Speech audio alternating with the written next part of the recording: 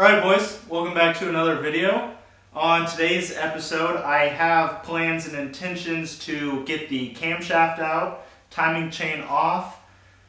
I guess that would also mean pistons, rods, rod bearings, crankshaft, oil pan. Basically, I want to tear down the rest of the engine to its bare block. I finally got it on the engine stand that I paid way too much for and is not of any good quality. Spent another 40 bucks on bolts just to hold this engine up. Took longer than expected, but I've got it on the stand now and we're gonna see how this goes. If you haven't watched the previous video, you won't know, I guess, that this second piston on the driver's side bank is completely rusted shut due to its exhaust valve being open for the past 17 years in a barn at least. So that one might be difficult to get out, but I'm sure we can do it. And then after this thing's all torn apart, I guess I'm gonna take it to a machine shop. But I'll show you a little bit around the engine before I start tearing it apart, and then we'll get right to it.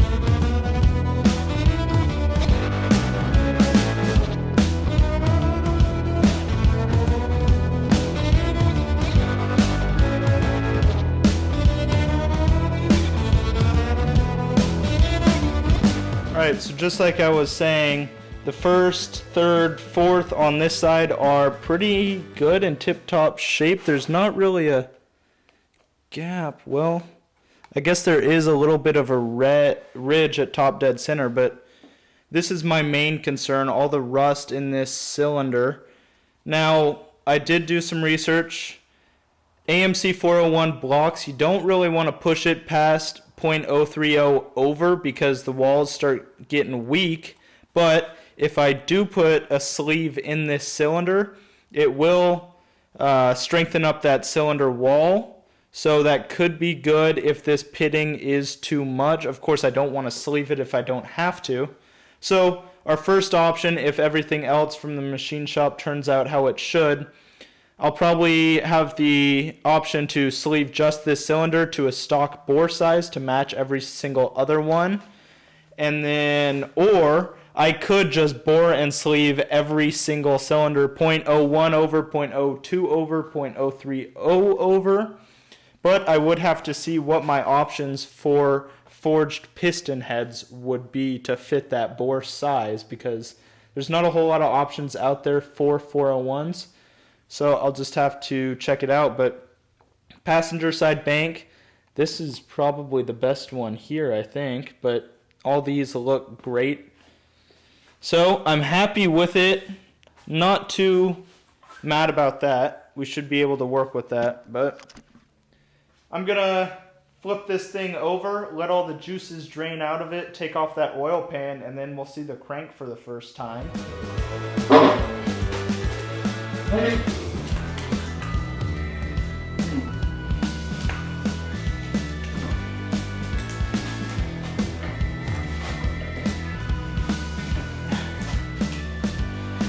Come on, baby.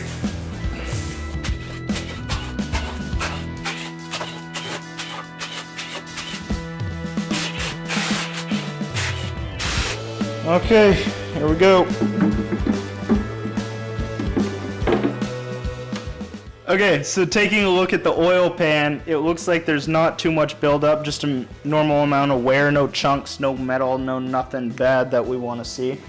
Now, looking at the engine, obviously we've got our 401 casting that we want to see. Beautiful oil filter, oil pump, or oil pickup rather, whatever you want to call it. And then we've got each of our rods, 4 on each side obviously. We've got a piston head right here. You can see the bottom of the cylinder bore. Now, This piston head, to my untrained eye, if I can focus on it, looks pretty damn clean. Like there's no wear on it or anything. I'm having trouble focusing on it, of course. But I'm really starting to question if this thing's been rebuilt or if it's just got so little miles on it besides all the junk that's built up on it over the past 17 years in that barn. But there's nice cross hatching on the bottom of the cylinder, which it's the bottom given, but it looks clean. Piston side looks clean. These could be normal signs, but they are looking good to me. I really want to call and see what the story on this engine is, where he got it from, what it came out of. I know it's I believe March 8th of 1973 casting. Red color leads me to believe that it's an International. Not too sure what that could have came out of. I might have to run the casting number on that crank. But what we're going to do next is take off the oil filter, oil pickup, timing chain cover, and then timing chain, camshaft, then flip it back over to where we're at now, and then start taking the rod caps off and the crankshaft. So we're about to get into the fun of it. Set you guys back up.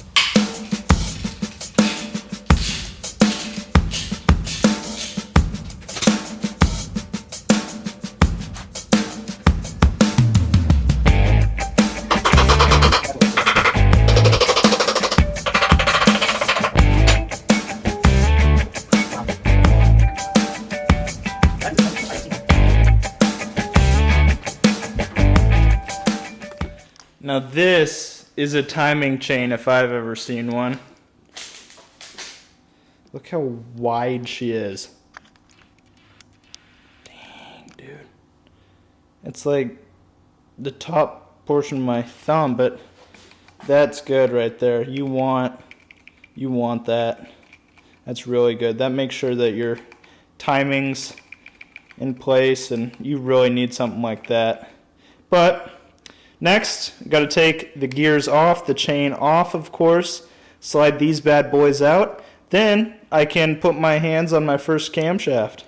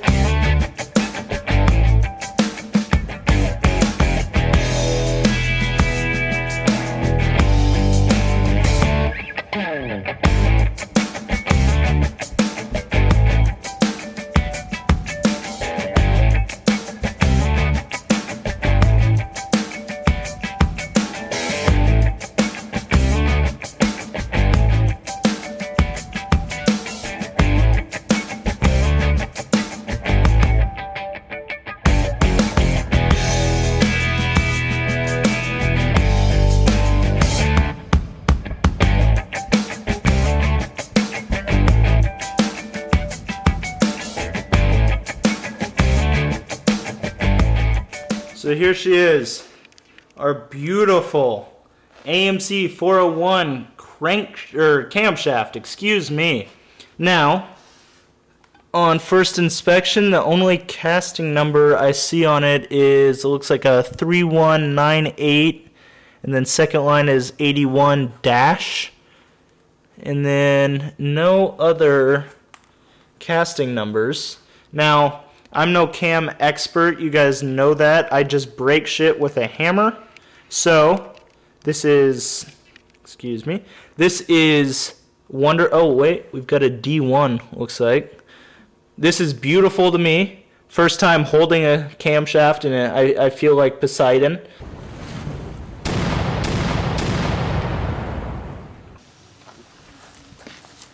Hey guys, I'm Jeff Bill. First we gave you Cactus Hand Grab, and now I present to you Cactus Body Slam. Green means go.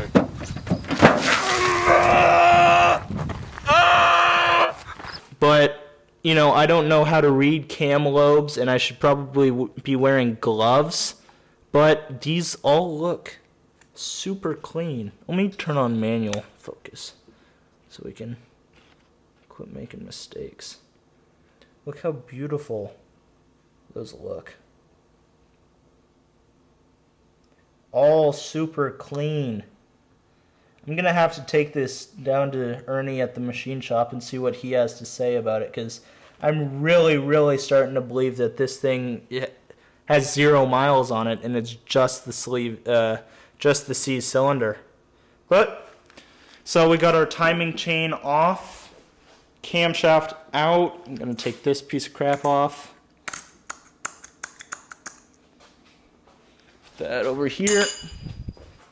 So now what's left is taking this stupid rod out, flipping her back over, and then I guess taking those piston rods out and getting the crank. This is going to be fun. Now, when I first looked at it, it looked like the rod caps had some pretty funky bolts on it. I don't know if I have that type of socket, so might have to dig into that a little bit. It's probably just a 12 spline 9/16 or something. So we'll have to check that out, but I'm going to flip her back over and see what I can do. Okay, so what I'm about to do here is try and call the guy who this engine actually belongs to. He's kind of a man of mystery, hard to get a hold of, probably doesn't want to talk to me. So I'm just going to give him a ring. I got his phone number, and we'll see if he'll talk to me. Your call has been forwarded to an automatic voice message system. Hey, I'm calling looking for a Keith. My name is Kyle Branham. I'm a good friend of David and Noah Pratt. I'm sure you might know a little bit about me. I heard that Dave showed you some of the cars that we're working on at their house, and I managed to get a hold of your AMC 401 in the barn that you signed over to him. Hello? Hi, Kyle? Yeah, is this Keith? Yes. Well, I bought it from a guy out of Battleground. Okay. That was really into AMCs. I originally bought it to put in my Rebel. Okay. Not the one that's on the property. I have a different one. Okay. And then I realized it's an international. It came out of an international. Yeah, okay, that's what I So figured. I thought it'd be better cam to put in one of the Jeeps that are out there. Okay. And that was my plan. Yeah. But, obviously never did it. Okay, so do you have any idea of what international it came out of, or how many miles are on it, or if it's got a bigger camshaft than stock in it already? I didn't even know that. I really actually don't have much of a clue about it. Okay. I saw it, I think I saw it off Craigslist and went up there and bought that, and I bought the 304 at the same time. Yeah. And I know it's got the Chrysler transmission. Okay. The sturdy one, the good one. The sturdy one. Okay. But that's about all I know, really. Sorry, Okay. I can't be much help. Oh, no. It's good just to know a little bit more about it. I knew that it was a 1973 and the block is red, so I figured that it was an international, but still, it helps a lot. I think you might like this. I'm planning to get it honed and resurfaced and the crankshaft rebalanced, and then I want to build it to make probably 600 or 700 horsepower at the crank. And I've got a 76 Gremlin with 61,000 miles on it that I'm going to try and slam it into so it does wheelies. Yeah, I was going to say, it's got to do wheelies. That's crazy, and that's not a lot of weight with that kind of horsepower. Right. Ton of torque. Right. So, it's going to be a big endeavor, but I think it'll be worth it. Cool. Alright, not sure how much of that 20-minute phone call I'm going to throw into this video, but there was some pretty humorous things like him buying the Rebel with the roof cut off. You guys have seen that in one of my videos. And more importantly, the Datsun 240Z and us selling it to two college guys in Georgia who were going to restore it. And what we believed to be that was a numbers matching engine turns out that it was a 1973, maybe just the head, hopefully just the head. Not our problem anymore, not really our fault because we didn't know. But more importantly, this thing he got from a guy out in Battleground 20 or so years ago, out of an international, not sure how many miles are on it or if it's been rebuilt. Didn't answer too many questions, but it's just nice knowing. So, yeah, just gonna pull the crankshaft out now.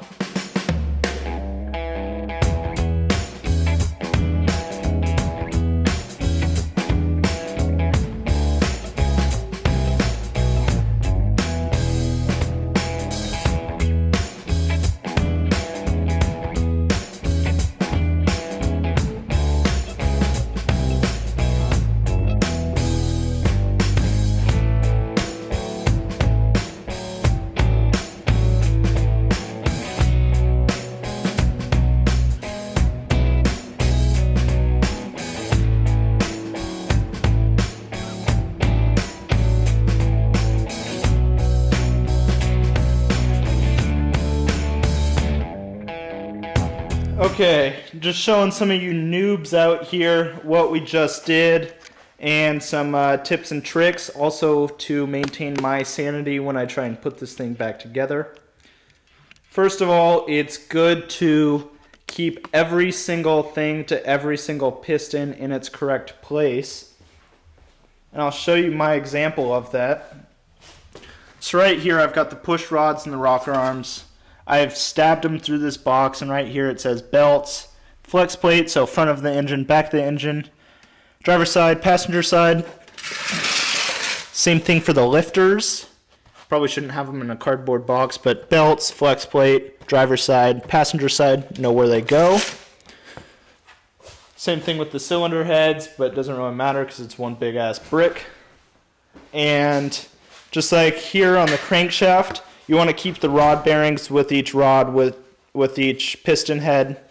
So, and they make it easy for you. They label it as 1, then 2, then 3, then 4, then 5, so you know which rod cap goes where. And they also have arrows that point it forward towards the front of the block. So I'll have to keep those together. Keep the rod bearings with each lobe of the crank. So now, Blake just showed up, so we're going to pull this bad boy out. Okay, so Noah's been pretty adamant with me showing him what the rod bearings are looking like. Let's get this focused. As for the crankshaft surface, look how clean that looks. It's just too shiny, I can't even focus on it. But all the way across the board, they are looking pretty damn clean. And then I'll show you the actual caps. I got a little grease on them, so there's a black spot, but let me see if I can focus this.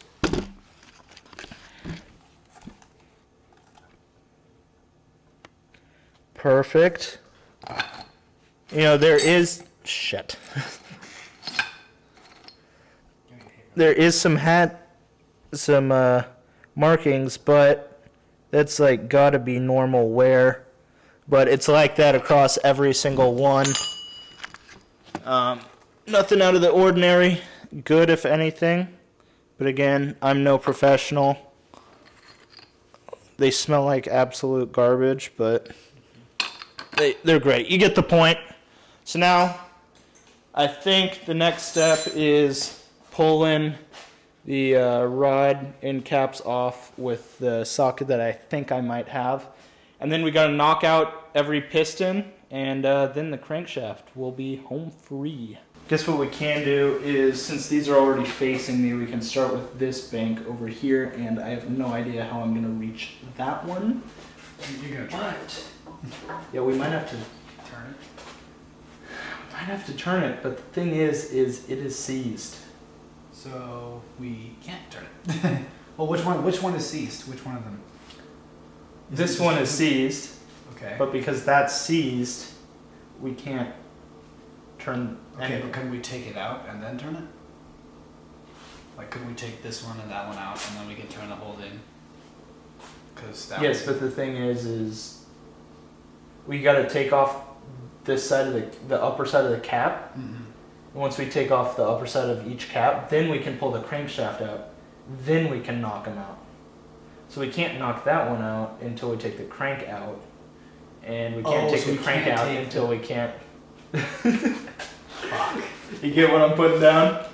Yeah. But we'll just go along with it.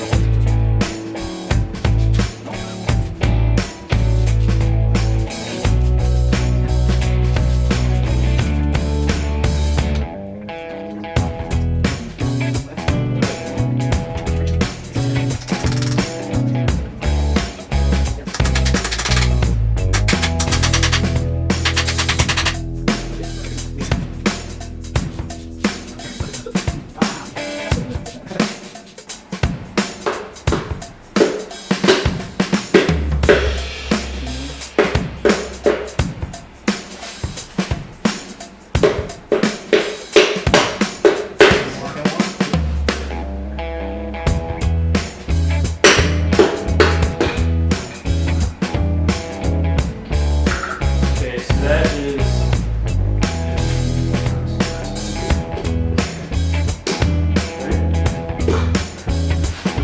That one should be.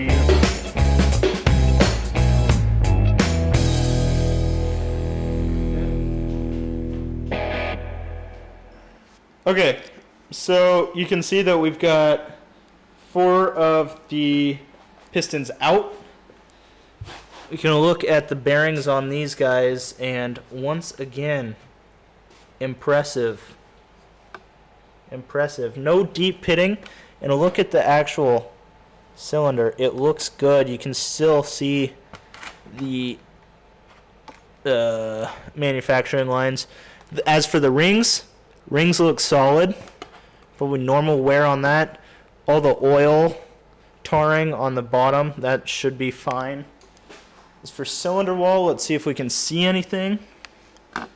Looks probably pretty damn good. Spick and span to me. Spick and span. So you've got 2 out on each bank. We're running into some issues. So on this one and this one where we have the rod caps out, we can't pop the cylinder out because it'll hit right there and right there. And then on the other 2, we obviously can't get the cap nuts off. So we can't get those out. We can't push them out.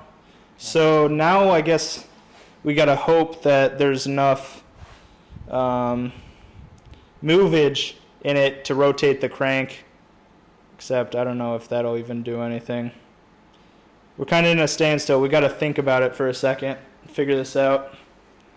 Took a break, took all the gasket off, tried getting silage out. What I can show you up here on the front is Hot Rod Garage with their 401. They ported these right here, the water jackets, so I'm probably going to have to do that.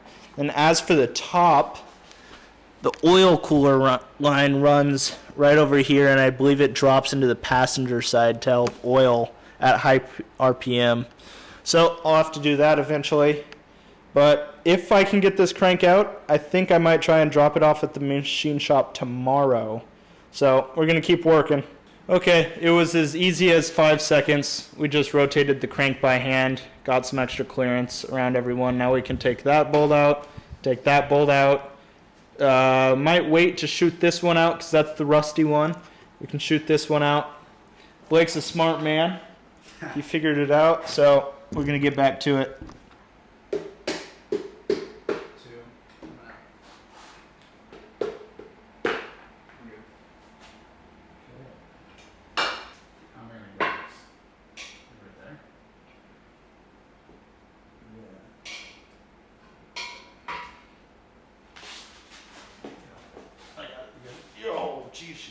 She's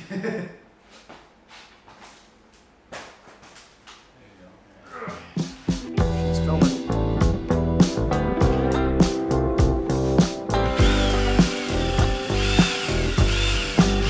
Oh, Christ!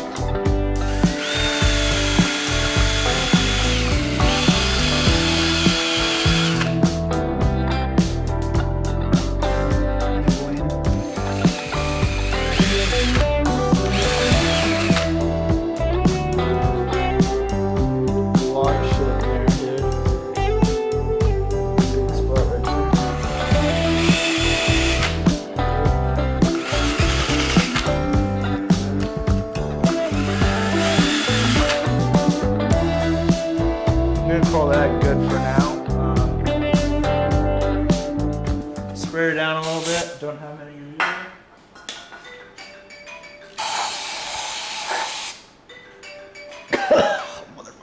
Okay, so spray her down with some brake clean, and then we're gonna go take a lunch break. So I'll probably soak her down in WD-40, gasoline, brake clean, and ATF. Let her sit for about an hour, charge the camera up, and then we'll come back and try and knock her out. Alright boys, beautiful Shelby Cobra kit car behind us. It's got a 427 in it. Looks absolutely badass. But we're on our way to the machine shop. We ended the night pretty late last night, 10 o'clock past my bedtime. Next morning, about noon already I think, and we're heading over to the machine shop in Delta Park to go see our good buddy Ernie. I've got the block in the back as well as the crankshaft, the camshaft, both heads. Got a piston riding up here with us, rod caps, crank caps. The reason why we brought the pistons and the caps and the cam were to see if he can give us any insight as to if this thing's already been rebuilt, if it's got a factory cam in it, or how many miles are on the actual engine. So just wanted to check that out. And then of course we got the crankshaft because I want to get that factory forged crank rebalanced so we can use that again. And then the block, of course, except with the block, we got 7 out of the 8 pistons out except for the one rusted one. Left it soaking in diesel overnight, still wouldn't have let free this morning. So I called him up and he said it's fine, we can just bring it to him like that, he'll get it all sorted out. Game plan with the block is to get it resurfaced, honed, probably not boring over, hoping that there's no cracks in the block and that we can salvage this thing. And then I think we're gonna have to sleeve that one cylinder. But we're gonna talk to Ernie, see what he has to say, and then we'll probably reconvene and end the video off there. All right, boys, welcome to dorm life here at Oregon State. It's been about 2 months since that last clip was filmed, and I thought I'd give you guys a little update as far as the engine goes, as well as filming an outro. So I heard back from Ernie over at the machine shop, and after cleaning up the whole assembly, looking at everything, he told me that we're good to move forward. He sent me a few different items that I could order for him and start assembling the engine back together. Basically, after tearing this whole thing apart, cleaning it up, we determined that that one cylinder needs to be sleeved and the rest of the block will be bored 30 thousandths over. The crank is in good shape. We just had to turn it down a little bit. The heads could be used. after he would spend $500 on each head cleaning them up, so it's about $1,000 a piece. Or one thing that he didn't recommend was I could go to the only performance aftermarket head made for the AMC 401. Edelbrock makes it.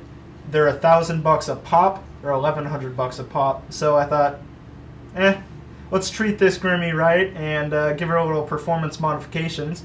So I'm getting ready to buy a top end kit with the Edelbrock 7132 Performer RPM cam, those Edelbrock Performer RPM heads, an intake manifold, as well as an intake manifold and card that I found off Facebook Marketplace that I'm hoping that I can get.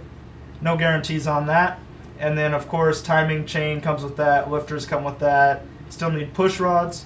But what I have ordered so far are a forged piston head and forged K1 connecting rod set. So I'm already set back about $1,200. I also got that oil feed line that I was talking about. So those are getting sent over to Ernie right now, and he'll start working on the clearances and everything. And then once I scrounge up enough money to get that top end kit, I'll send that over to him. He'll work his magic, and then he'll send the engine back to me to reassemble. So with the setup that I'm currently running without ported heads, well, let me phrase it like this. So with that top end kit and a stock set of bottom end, that should push, I believe it's 448 horsepower. And then I'm going with a higher compression forged bottom end that should push, I believe it's at least 10.2 to 1 compression, hoping that I can run pump gas, 93 octane. I'll have to retard the timing a little bit so it doesn't ping as much. I'll just have to play with that. Hopefully I don't have to run an E85, 110, whatever you want to call it, because I'd like to drive this thing. I'd like for it to be a street strip car that does little wheelies. But anyway, 448 with the Edelbrock top end. Then I'm going to be pushing more power on the bottom end. So I think I could probably scrounge at least 500 horsepower. And then if I port those heads as well, maybe even port the intake, I should be guaranteed at least 550 horsepower.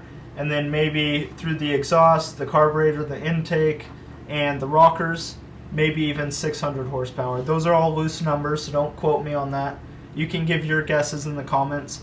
But if I take it as far as I'm taking it right now, I think we'll be pretty stout on the horsepower ratings. So I'm happy with that. Dumping tons of money into this thing.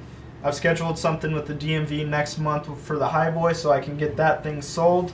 Let me know if you guys know of anybody interested in that. But right now, rolling on the college budget, I'm eating $3 salads every day so I can pay for this engine. I've got a second job that I just got hired at, so I'm still working at the auto parts store. Now I'm working at a coffee shop. We're grinding. I'm really working my butt off to get this engine done. This car is going to be sweet. I hope you guys can realize that. So there's your update for you. Appreciate you guys watching through this whole video. Really do. Love every single one of you guys. If you guys want stickers, I'm still selling them. They're dirt cheap. You don't have to buy them. Just offering them to you guys. Just hit me on Instagram or my email down in the description. Love every single one of you. Send this video to your grandma. Like, comment, subscribe, leave some hate in the comment. Thanks, boys. Noah's also doing a top end kit on the Mustang, so stay tuned for that.